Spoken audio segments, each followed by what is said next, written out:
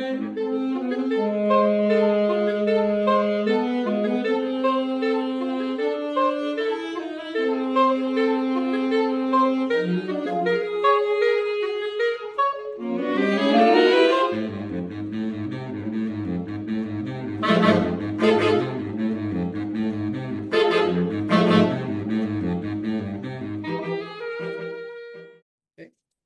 good evening, everyone. As you can tell, I am not Mike. Mike had to work tonight, so I'm kind of stepping in for him. Our special guest tonight is our very own Bill Klumper, and he's been on the show a couple of times.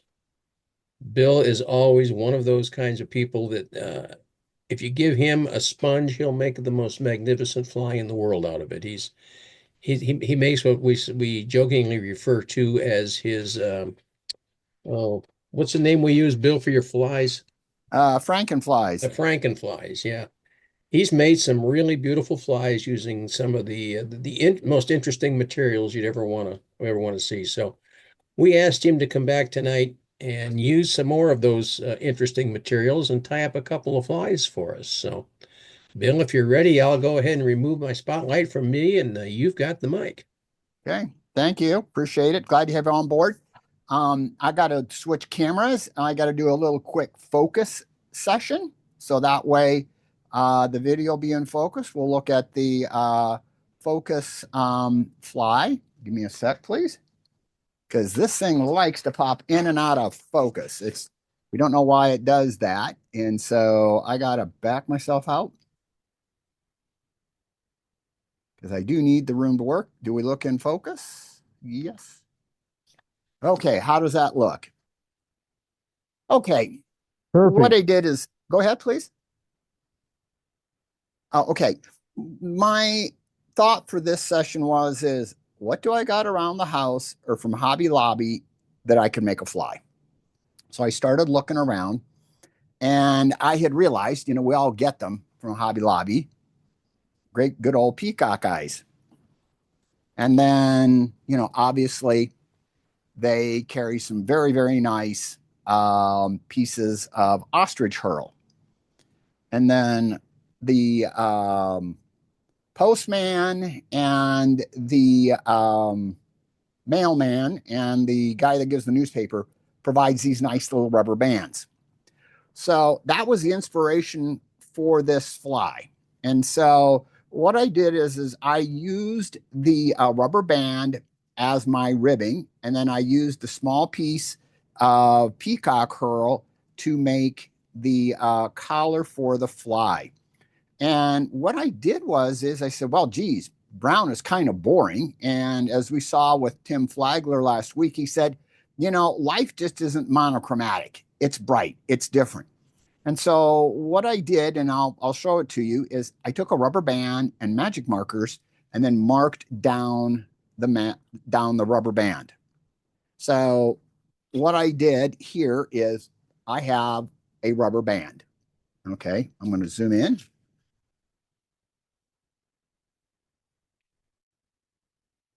And if you'll notice, there are various colors on the marked band. You just rotate your band and rub your magic marker on it like that, and that will give you banding.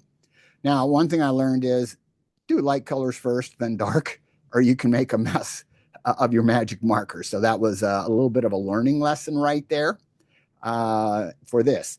My hook that I'm using for this is a favorite of Mick's, right? It's a number 12 stonefly hook from good old Wholesale Fly Company. I'm going to chuck that little hook up in on the vise. And what I do with hooks, just because gravity can fight me, is I will put the hook so that even though I'm bringing materials up the hook, when I get ready to finish off, I'm largely parallel. That just helps me out. My thread is going to be UTC 70, and it's going to be red. And you got to be really careful on this because you can really crowd the eye. I'm going to start about 3 eye lengths back.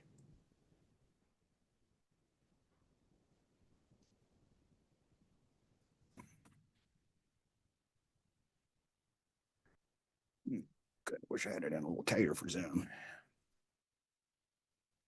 But what happens is the rubber band will kind of want to swirl around on you on this.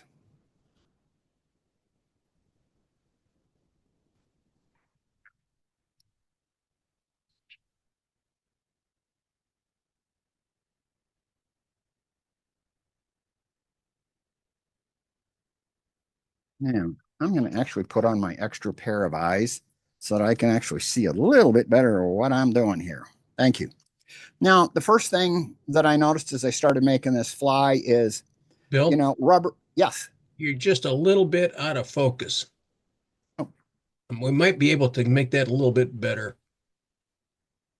There you go. That's got it. yeah, that helped. Yeah. Okay. Thank you. So, what I learned with the rubber band, just like foam, it can push things around and it can affect how you wrap the peacock herl on it. So what I do is I basically tie the rubber band at this portion and cut it as a taper. So as I finish off my peacock herl, I'm still going across a flat platform that way. So I'm going to go to my tie-in point.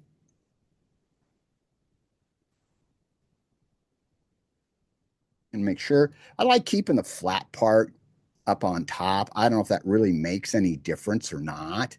And then you can stretch it out. It will thin it out as you go. As you get towards the end, you're going to want to roll it down so that way it is on the right side of where you want to go. I typically cut this at a very, very severe angle, so I don't have much left there to create a little hump that creates problems for me. Now, the next thing is I got to get myself a couple pieces of peacock herl. So I'm going to strip it off of this little guy, see if I still got some long pieces left. I used 3 pieces of peacock herl for this fly. So I'm going to cut them off. Thank you. Give me a sec here.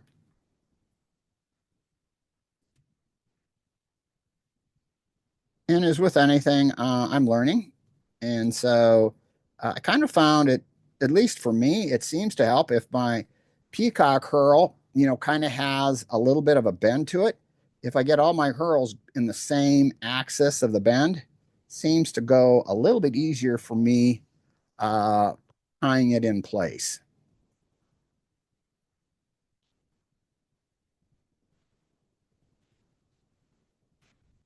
Okay.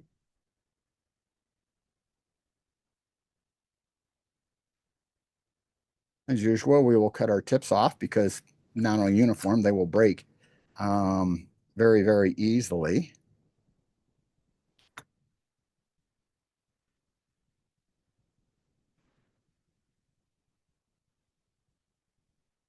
Peacock is one of the great staples of fly fishing.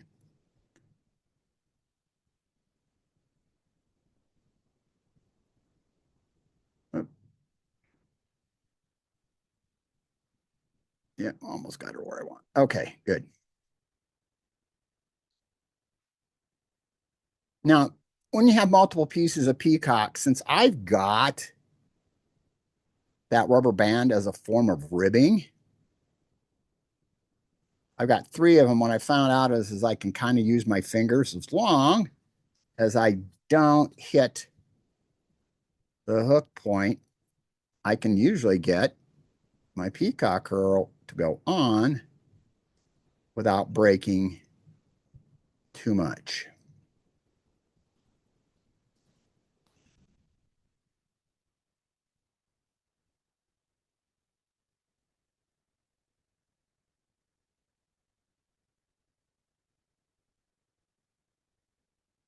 As you get close to the transition, you might have to add one extra very, very closely wrapped, spaced wrapped.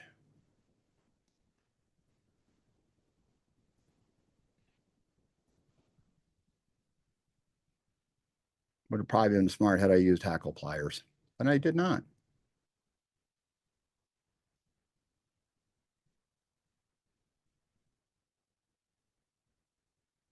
but the rubber band is going to cover that up anyway. Going to tie off the peacock curl.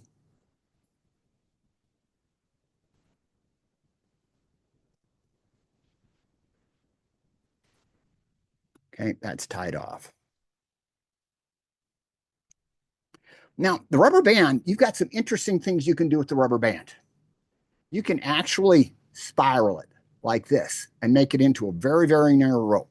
So there's some creative license you can take in here. Now you'll notice how it's kind of like your variegated chenille right down through. You notice the green, the yellows, and the browns sitting there. And so I did mine flat. So it's really a creative license for the tire as to what you would like to do with the rubber band and even how tight you want to do it. So for this one, I am going to try the curved. And what you'll find is the curved wants to roll on itself, but you can do it. So I'm going to take myself flat just because I happen to like the flat a lot better. And I'm just going to make myself some spaced wraps. You want to make sure you pull uniformly on the rubber band. Come on over, person. There you go. So that way you get yourself your nice little colors. Then when you come to your last tie-off point, again, you don't want to crowd the eye, which is a good thing I like to do.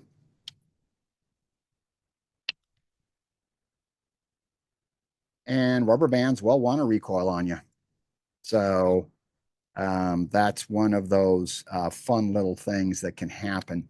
Cutting this guy off also gets to be kind of interesting because if you don't cut it off right, you create yourself a little ugly bump.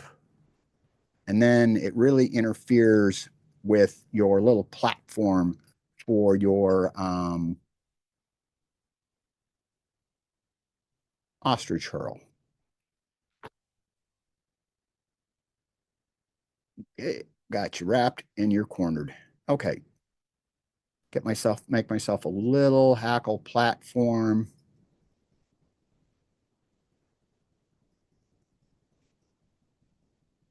Sometimes this might be easier to do if you had a little bit of a thicker thread, but okay, I'm gonna take myself a little piece of ostrich hurl. Again, they have the ostrich hurl there. I wish they had more colors at Hobby Lobby. They don't. So you take what you get. Now, I have some other feathers left over that I kind of wanted to try for this. These are the following feathers. These are my wife's craft feathers, but I've only got one left to play with. It's a little bit of just drew a blank, guinea fowl, right? So I got a couple of those I could try, but I thought, well, if I ruin what little I've got, I'm pretty well over and done with.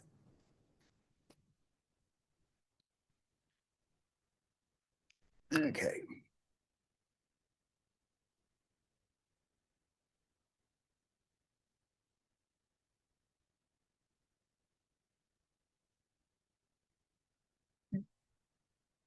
Wrap this guy around there gently a few times.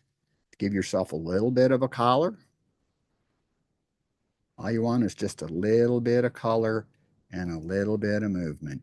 Oops. Let me grab a pair of hackle pliers. That might make life a little easier for me.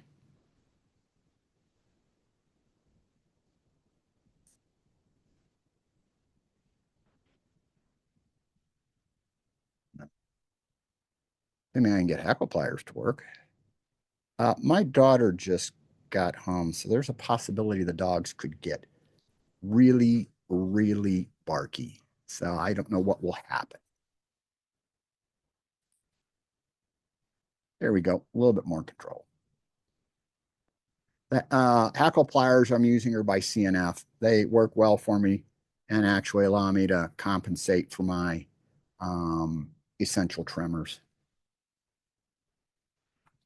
Okay, one more wrap and I am done. I don't want to crowd the head.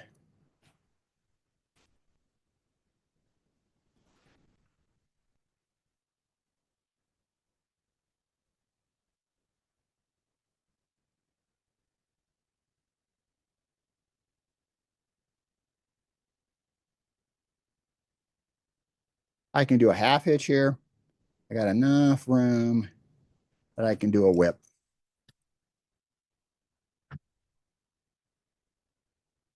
This fly will sink like a rock. Front to back.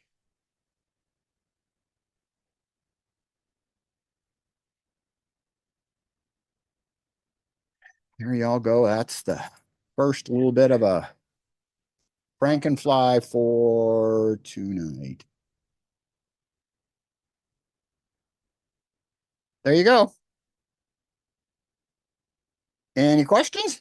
That's what she looks like. Front, back, top, bottom, side. Very Well nice. done, That Bill. looks good. Looks really good. Yeah. Like I say, make something that, what's that expression?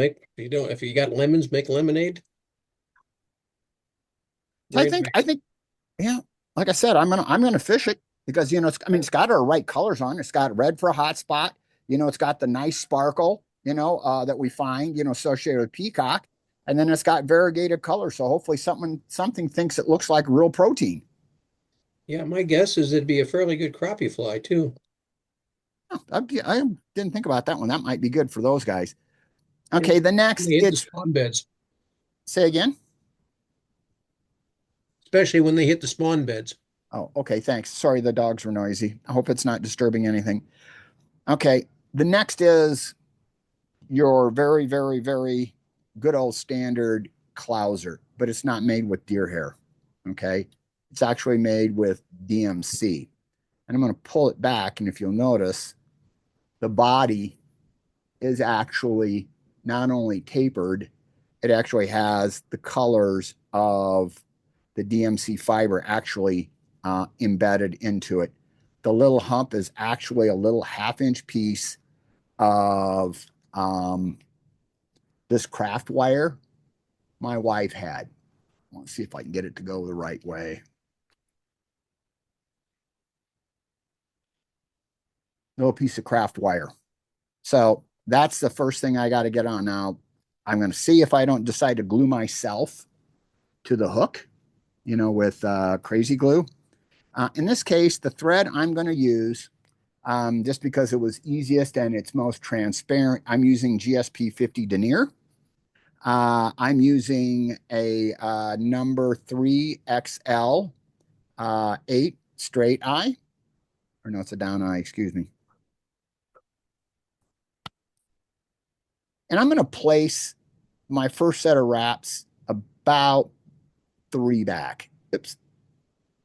And I want to get myself some of the wax. I found and Mike has talked about it before with GSP, it really works, life works a whole lot better if you're using wax. Also, what I found out is if you use wax on GSP on the base of your hook, it's almost impossible to get the GSP off of the hook when you're cutting it. It is extremely difficult because that wax literally gets mashed in there.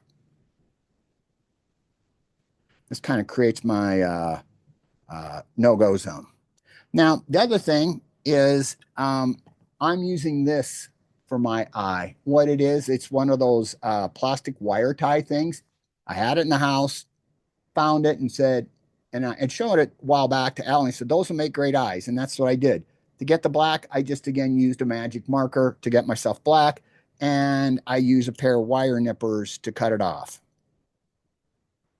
Assuming I don't send it between here and nowhere land when I cut it.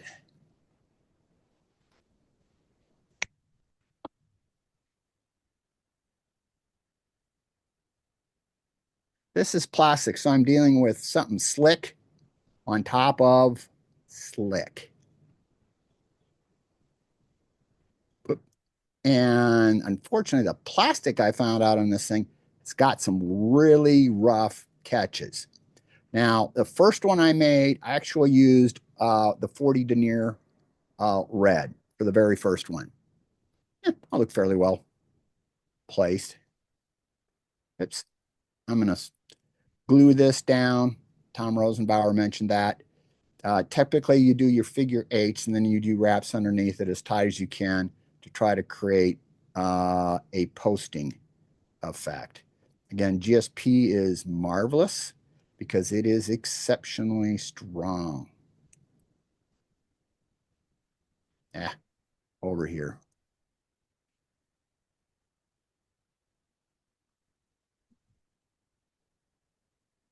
All right. Where is my super glue? Who wants to see me glue my fingers to a hook? I want to see everybody raise their hands, please. Not.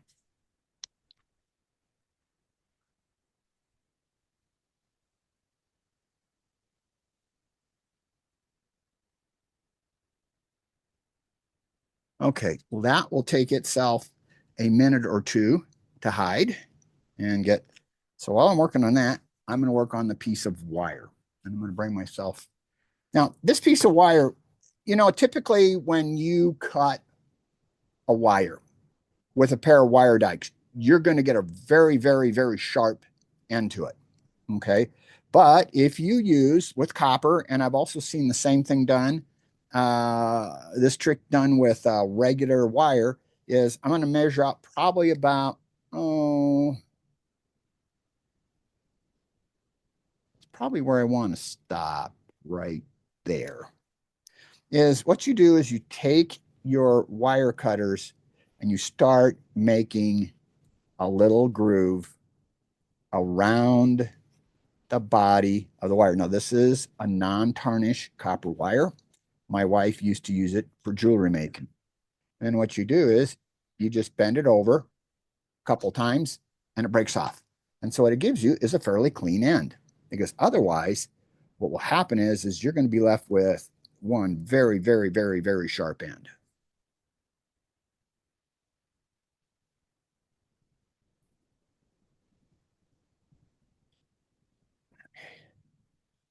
Now, gonna actually, my tie off point for everything is actually going to be at the hook, tip of the hook point for where I want my materials to go. So I'm just going to lay this, because remember, all I've got is plastic. I have no weight to this clouser. Typically, you're using a pair of lead eyes or something there. The wire might have a little bit of a kink in it. So you'll use your pliers to flatten out any kinks if you find anything.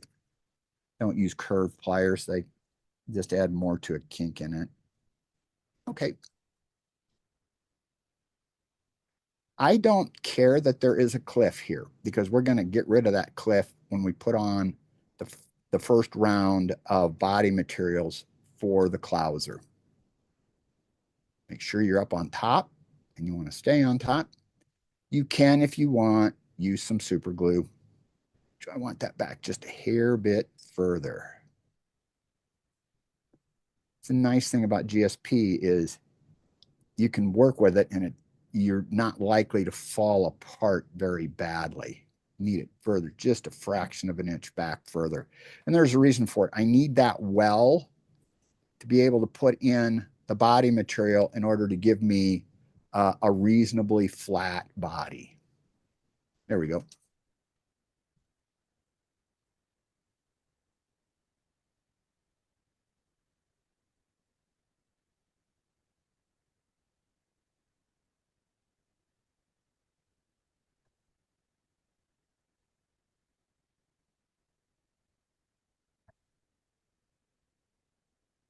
Now, typically, you don't want to get your thread close to the tip here, because there are going to be some sharp edges. So I'm going to bring myself about right there, and I'm just going to build a quick little thread dam. Also going to take, and because the next set of materials are really, really slick. Okay. So the next set of materials, again, this is a Hobby Lobby. This is DMC. It's basically a metallic floss. Okay. They got various colors. They've got it in a beautiful red baitfish color. They've got it, basically in this white pearlescence, and everything else. And so what I'm going to do is I'm going to cut off a hank of this, and I'm going to cut off a hank of this, which is basically the same thing, excuse me, but has a baitfish color to it. If you can see the gold, the blue, and everything else there, I should probably want a different colored shirt. So I'm going to take off probably about 6 inches. And since this has got metal in it, I don't use my good scissors for it.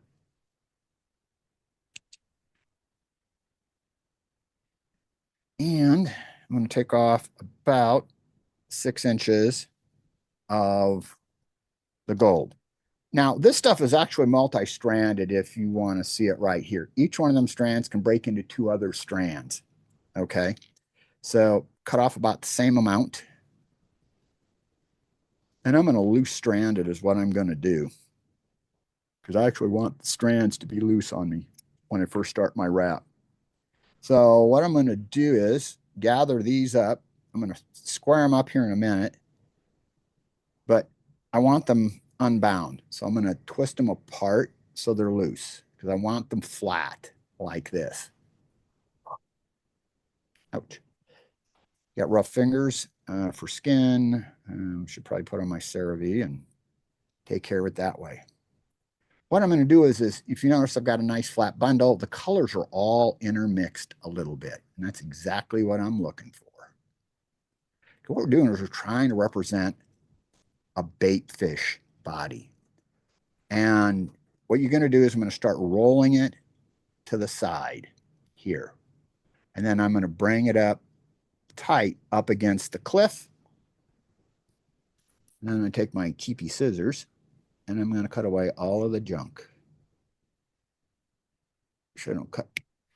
I didn't cut my line. Geez, that was good.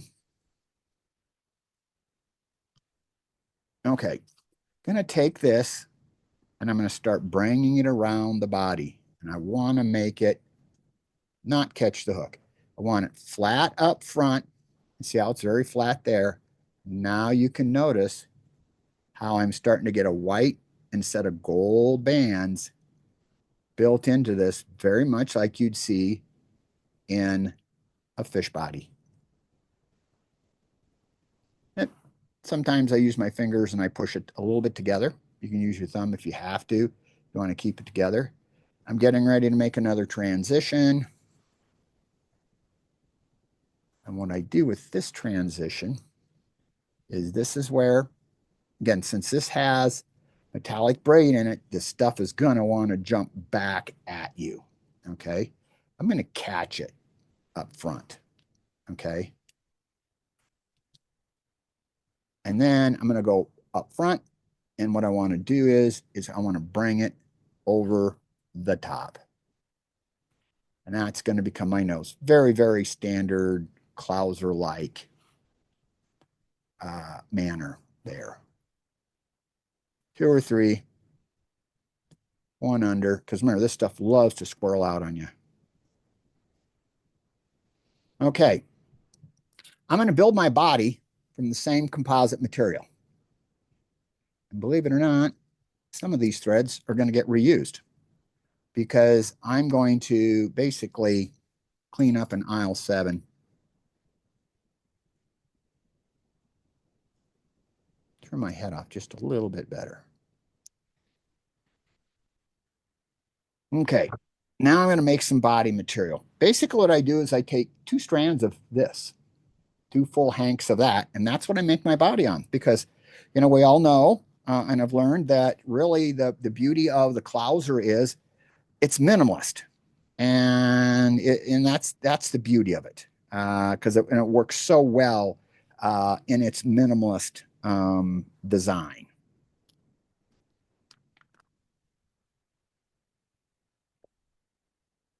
About right. You can also use your bodkin to get the fibers apart if you want, because they just come apart like that. I'm just going to fold it over and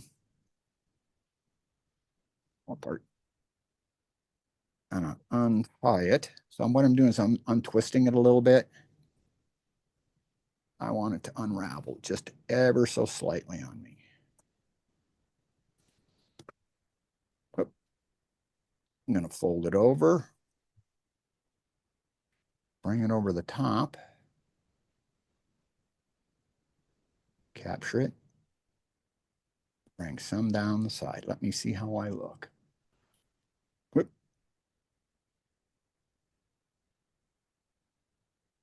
Okay. Yep.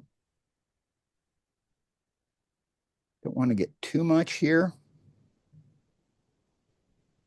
because I've already got the body that's already got the color to it. That's why I did the body wrap the way I did. So that looks pretty good. Take my material clip and decide to hold it up and out of the way for a second. I'm going to do the same thing with the green. Double a hank over.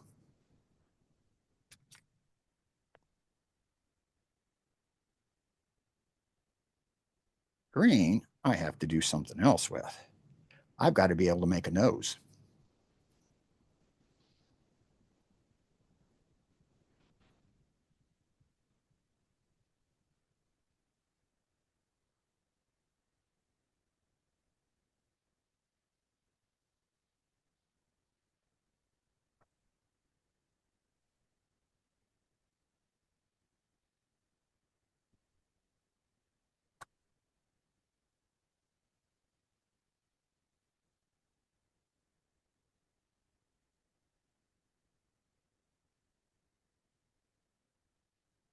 If I got myself enough to make myself a nose. Yes, I do. Good. The beauty of this GSP is it is so thin.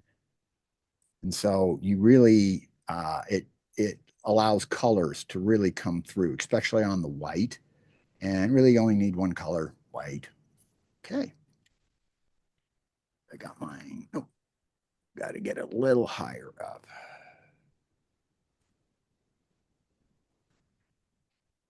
Yep. Okay, got to where I want.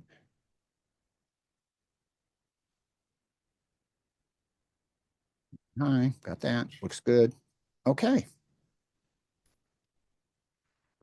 Good old favorite thing. Want a little red dot there.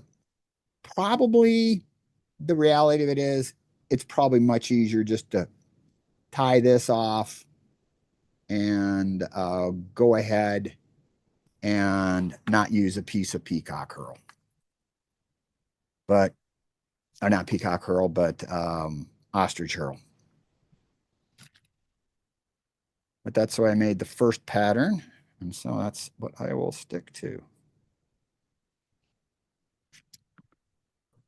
You do not want very many wraps of the red. I want just enough. The idea behind this was I'm trying to mimic moving gill plates down there.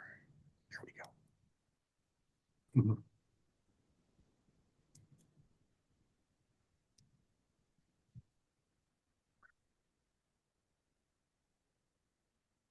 Okay. I mean, I remember where I put my hackle pliers.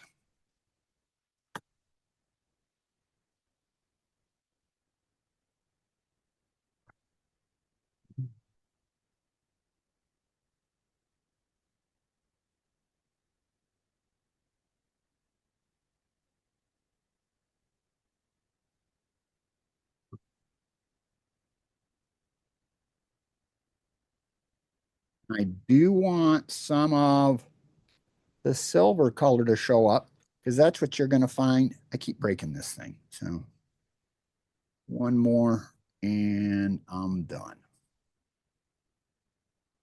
You okay, baby?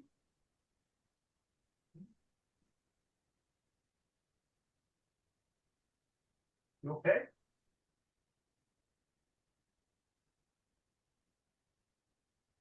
Okay, cut that guy off.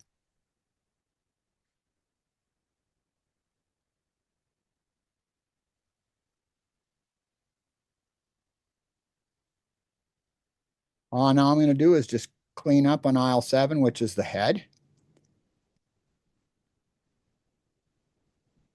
Make myself just a nice little white, little tiny, tiny little head to mimic a mouth. Good fun part with GSP. Take you 50 yards just to get that much. Do a little whip finish. Nose is a little bit long. Other ones I've done with a higher level of the material going forward. But I've seen Clousers with long noses, shorter noses, everything else. That's a good solid whip finish.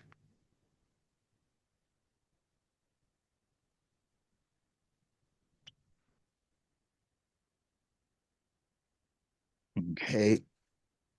What I do with this stuff, start trimming it, but I trim it randomly. I just grab random chunks.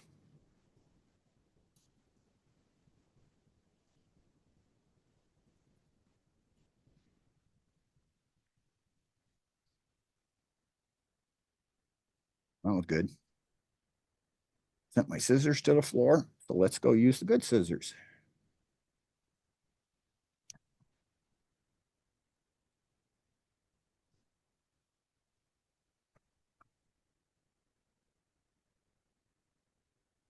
Typically, you'd use stacked deer hair for something like this. Emil has used a pattern like this and he has caught some trout with it.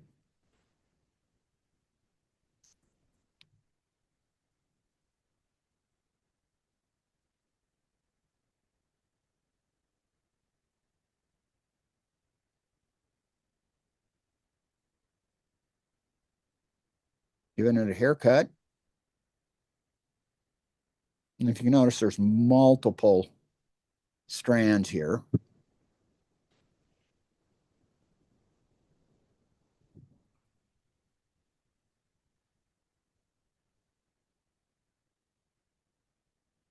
Time consuming, yes.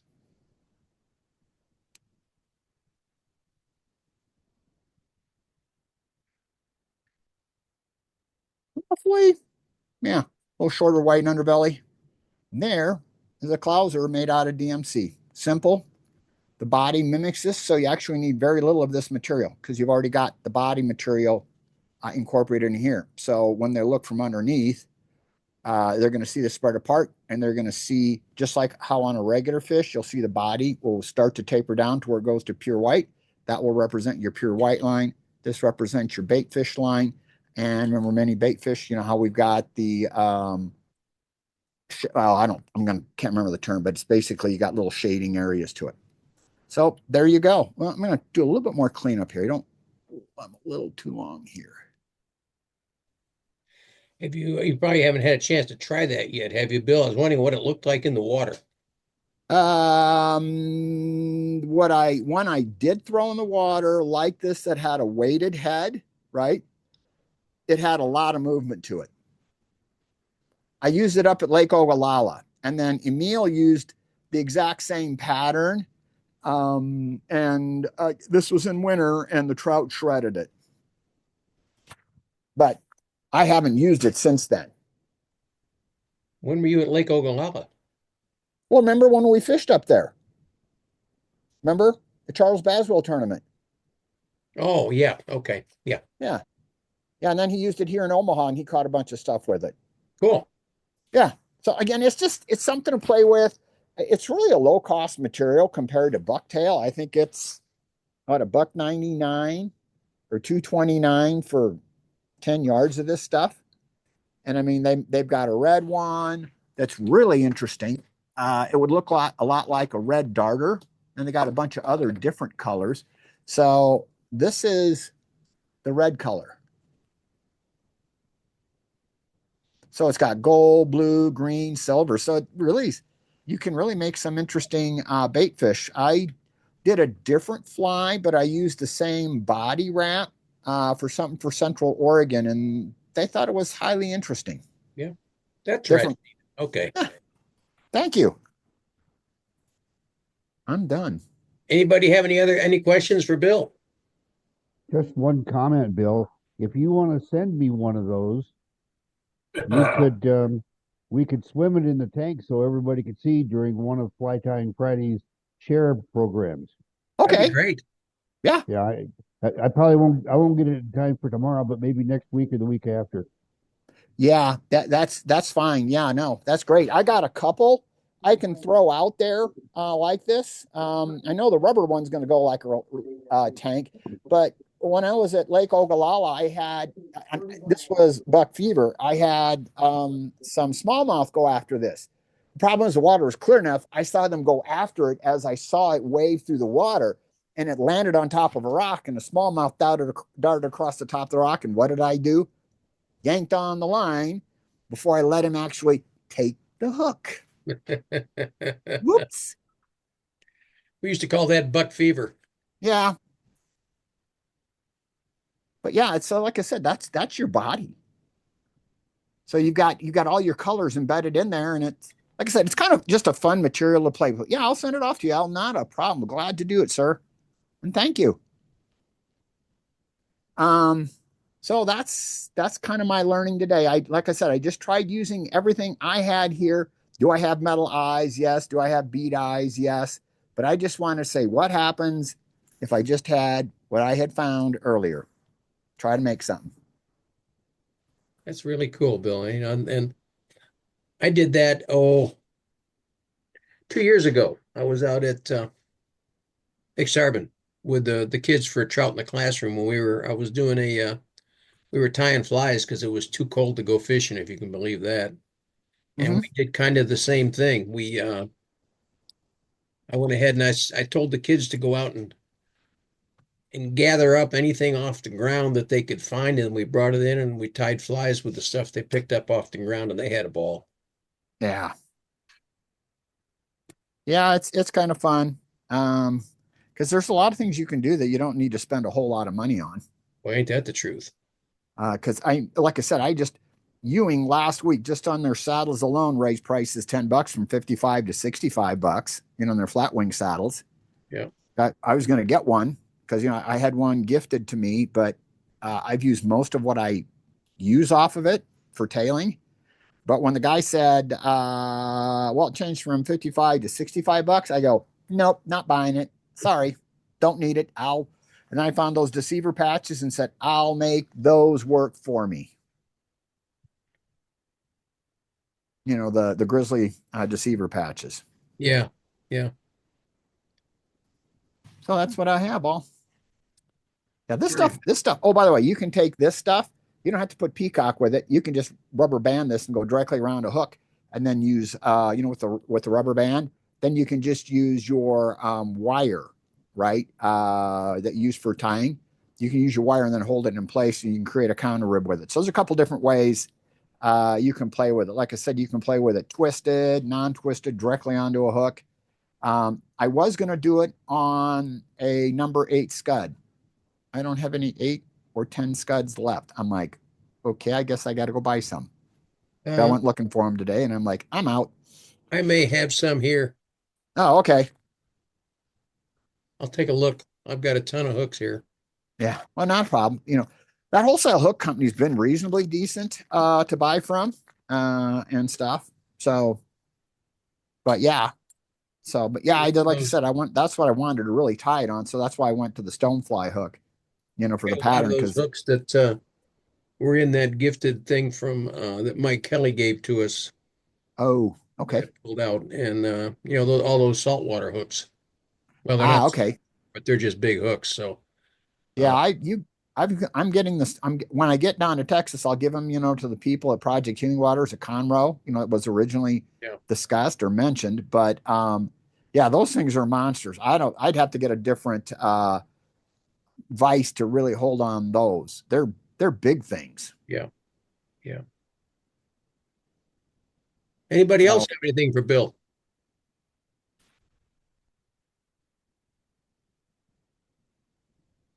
Okay, well, Bill, all I can say is this was a very interesting meeting tonight, and Yep.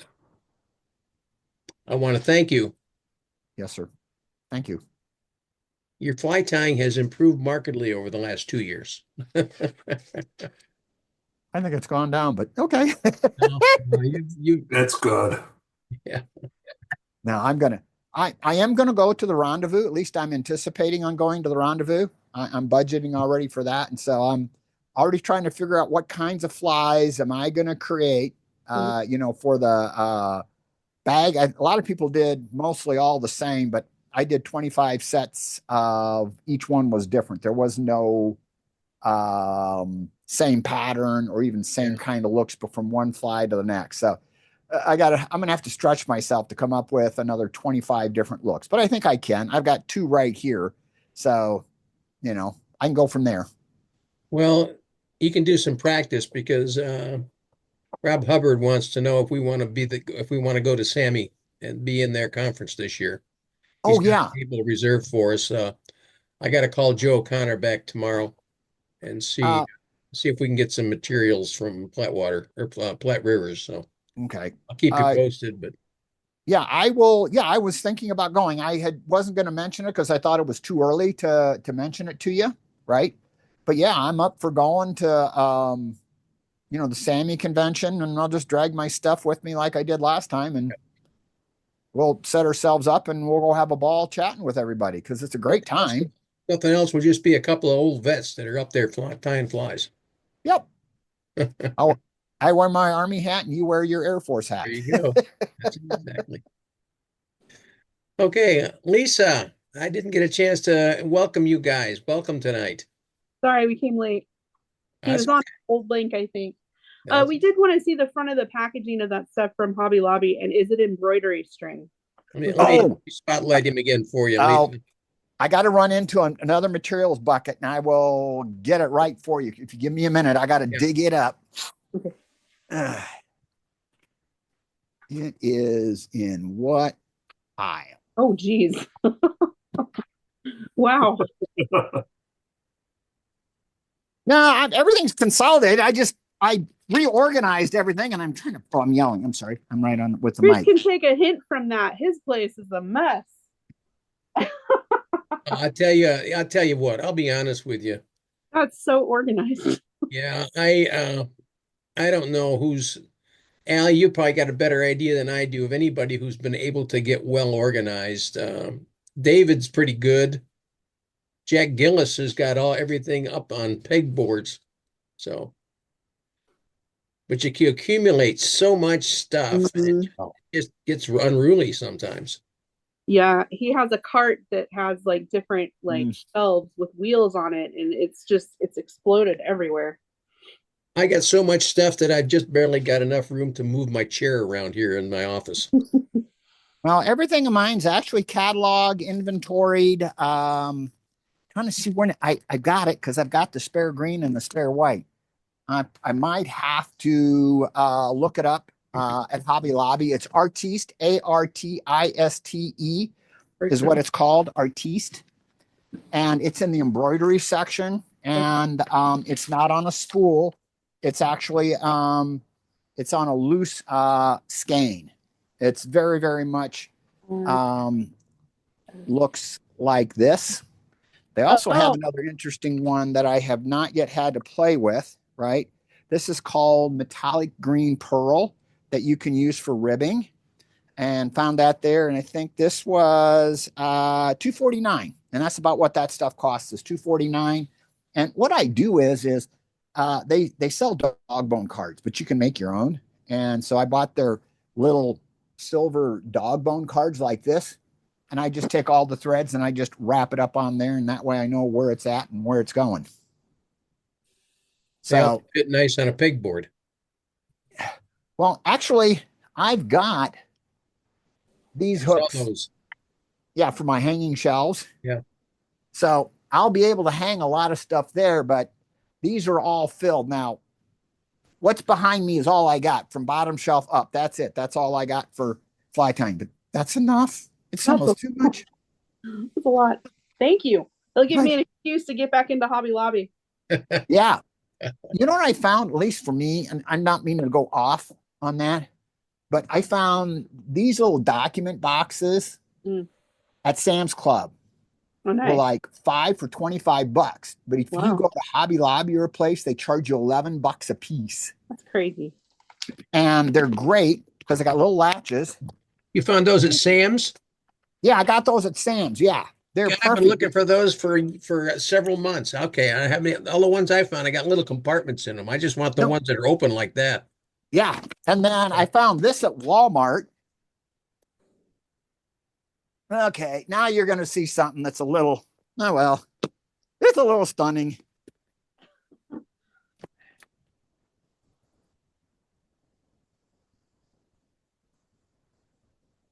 This is a 12 by 12 case. Oh my gosh. From Walmart. and I carded. That was part of a gift bag that was given to me. 80%, 90% of that's gifted. I took a steamer and re-steamed all of the Chanel except for what's in this row and a couple pieces over here. I re-steamed that all, and then I had a client cut me cardstock, 130-pound cardstock. So now everything was all categorized, and I just taped the cardstock in place, laid it on end, and none of my chenille is going to get squashed. Well done. That's impressive. Yeah, that I've got that. My dubbing is in there. So I did the same thing for all my dubbing and stuff like that. So it kind of worked out. I mean, I got a bunch of the cases, and you just, buy some over time. Like, okay, now I'm done. I got all of Al's dubbing in his little. I got one of. Oh my gosh! I've got all of Al's dubbing too, which I really like. This is some stuff that came in a gift bag. Some of this stuff was stuff, but that's what I use it for. And then I put my longer feathers that can't fit. Some longer feathers go in here. And then I found some 17-inch storage boxes for hackle. So we've got a bunch of boxes we bought, like, I don't know, 2018, 2019. We never got around to organizing, but probably imagine 1/4 of the stuff you have as a mess. That's what we have. Well, I took a labeler, and what I did is again, everybody's got different ways of organizing. What I did is I labeled the box here, then I label the box here, then I label it on the back side and the front side, because that shelf doesn't sit behind me. That shelf sits usually to my left. The only reason I got it here is because I'm trying to build a rod, and I don't want to smack a rod into the metal case and then ruin it, put a little fracture or a spot on it that will create a soft spot or weaken it. When did they start building rods? Oh, rods? Yeah. We've already started building rods here in Omaha. If you get a hold of Jason or look for the email, we still might be able to get you in on it. We're near the tail end of the process. But just get a hold of Jason Howell or Linda and respond to her. And he just got all the rods in. Until last week, they had forgot to send him the rods. So I didn't even have one to build for this year. So they were going to give me one. I says, no, let another veteran use it. So is that in Lincoln only? No, that is building the rods. Are you from Lincoln? We live in Gretna. Oh, you live in Gretna? Okay, yeah, we're doing that at the Bellevue Veteran Service Center. Okay. And stuff. And John is an expert at building rods. I mean, he's built lots and lots of them and stuff. And then Jason Howell is a student of John's, and he's very, very good. And so now he's taken over that process for Project Healing Waters and rod building. John also helps the Game and Parks for Nebraska. And this year I just volunteered and kind of helped out a little bit with Game and Parks. So I'm learning this stuff. Oh. So yeah, go ahead and get a hold of Jason, and we can take care of you, or we can try to do the best we can. Oh. Okay. Probably got lost in my emails somewhere. Yeah, I could have gotten caught in spam somewhere and stuff, but that's how I organized myself. I just basically went vertically. My wife bought me that's I think a 2-foot by 2-foot shelf that I just went vertical on. And then just stacked everything up in there. And that's how I did it and stuff. Then I got, like I say, behind me. Then my wife's sewing stuff, you can see, is to my left. You see all her. Yeah, too. I know. That's what got me looking around what you had back there, and I was like, "Wow, that makes me feel bad." Mine stuff's in a tote. Oh no, she's got totes going all the way down the wall of the garage, or all the way down the wall of the basement, and 2 totes there. She's got stuff in our bedroom. She's got her sewing room all the way filled full of stuff. So, have to be organized. I don't want any more stuff. I know, we're working on paring down everything. It's like we're so overwhelmed. We just got to use what we have and not buy any more, really. Yeah, one of the things is you got the inflation mentality where with prices rising so fast on everything, you don't know, hey, I'll keep it or I'll get it now because I know, in 6 months or 8 months we'll be using it. Does that make sense? Yeah. Well, and we've looked at Cabela's and there's just nothing to buy. They Yeah, really have yeah. like pared down their selection, and we haven't made it out to Council Bluffs Bass Pro to see if that's any better. But Cabela's has been disappointing the last probably 3 or 4 times that we've been there. Yeah. There's no place And good here in Nebraska to buy fly stuff, fly type materials. Absolutely no place. well, he just made a big order at Temu, so we'll let you know how that goes. Okay. Yeah, I'd like to know about that. Yeah. Yeah. Feathercraft in St. Louis has a 30% military discount, right, Mick? Is it? You have to go through GovX. Yeah, go through GovX. Yeah. Yeah. So you can get a So- pretty good price through them. So. Yeah. But it's nice, I can tell, like when I ordered some of the deceiver patches, some feathers are much better. Some of them have better dye jobs than others. Like I said, they were so far different. They were like $20 off from a lot of the other places, or $30 off from like ye old Florida Fly Shop, not Brian's place, but another place. It was like, it's worth the risk. I showed Mick what they look like. Yeah, they look nice.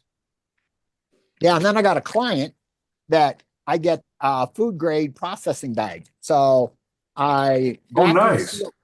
vacuum seal one end, and then I very carefully cut a corner, stick a bodkin in there, and then split it. And so now I'm double bagged, and I got a very strong poly bag to hold that in place. Oh, ours are all kind That's of nice. Yeah. So, nice. and this happened when it came into me by accident. The bag was clipped anyway, so I was like, okay. But yeah, I got a client that does food grade stuff. It's for dogs. It's for pet treats. And so what I'm doing is now almost all my saddle hackle that'll be out there is going to be probably double bag like this, because I still then have, because this is designed to hang and hold 2 pounds. So it'll hang there forever. And so that's kind of what I'm doing slowly there. They're like 9 cents a bag. I'm figuring, if it's $45 for a piece of feathers, or $20 for a piece of feathers, 9 cents is probably something okay to spend if you're going to save it. We haven't bought a lot of that stuff in a very long time. Like when we used to go to Cabela's before COVID, he would buy like a bunch of stuff before the Thursday fly tying, but it hasn't been like that in years and years. Yeah. A lot of times we go fishing, we pick up feathers at whatever lake we're at. We find feathers there and use those. Yeah. Even the Carney store is terrible. Yeah. There's nothing left to that store when I went by it. It was really a disappointment. And then the places I've ended up shopping that was really good, and David Hauser turned me on to the place, and they're great people, is Flyfish SD Dakota Angler. They're really good. Their people know what they're doing. For feathers, I now use Living Waters out of Texas, because he's one of the largest whiting dealers, and he gets some really nice feathers. So I'm going to learn to try dry flies. I'm going to have to get outside of my comfort zone, because everything I like to do sinks. It's called a wet fly. So unfortunately, the handle doesn't hold on it. And again, here's where one of them big poly bags came in handy. So I took my nice whiting dry fly that has Cree in it right here. That's almost impossible to get. And he ended up getting a saddle with Cree, and he says, hey, I'll send you the Cree saddle for the same as everything else. And I go, okay. Wow. Yeah. And so it's double bagged and it hangs there. And so I'm going to learn how to try to learn how to tie a dry fly and do things like an Adams and those kinds of things. I've been afraid because, I shake and sometimes my dexterity isn't the best, but it's time to learn. It's time to break out of that zone. I had to leave, had to run. Well, thank you all. I appreciate everything. Thank you. I made 2 little sides of my notes. So yeah. Got any questions? You probably get my email.